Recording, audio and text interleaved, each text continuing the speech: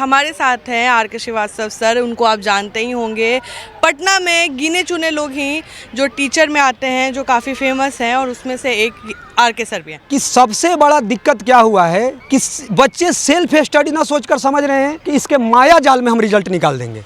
एक एक गांव में पता लगाइए, जो 10वीं का परीक्षा दिया, मैथ लिया है तो जेई का तैयारी करेंगे और बायो लिया है तो नीट का तैयारी करेंगे। एक एक गांव में कितने IITian हैं? क्योंकि सीट 1% है और उसमें इतना बड़ा भारत है। रियल बात है कि बच्चे सेल्फ स्टडी से निकालेंगे। मोबाइल से दूरी बनाना बहुत जरूरी है, और यदि उसका यूज कर रहे हैं तो उसका सीमित यूज कीजिए। हाथ में रहेगा तो कुछ ना कुछ अलग गतिविधियों में होगा ही। इन बच्चों का रिजल्ट आता है जब, तो हम बोलते हैं कि नर्सरी से 10th के टीचर को मिठाई लेके जाना। अरे जब मेरे पास जादू की छड़ी रहता तो हमारे सारे बच्चे सक्सेस कर जाते। इसका मतलब है कि तुम्हारे 1 का टीचर का योगदान होगा, 2 के टीचर का योगदान होगा, तुम्हारे माता पिता का योगदान होगा। जब जादू की छड़ी रहता तो सबको सक्सेस कर सकते थे। अब ये टेस्ट देने आया है लोग, कुछ लोग नहीं आए हैं, अब गांव से दूर आए होंगे और क्या होंगे, अपने हॉस्टल में सोए होंगे, माता पिता को कोई जानकारी नहीं है। सब तो ऐसे नहीं होते हैं, लेकिन छोटी उम्र में बिगड़ने के बहुत सारे रास्ते हैं, बहुत सारे हैं। तो ये सब नजर रखना पड़ेगा। और किसी दिन ये लोगों का भी 30 एज होगा, 27 होगा, तो अपने आप समझ में आने लगता है। लेकिन इस उम्र में क्या है कि केवल आप पैसा खर्च करके और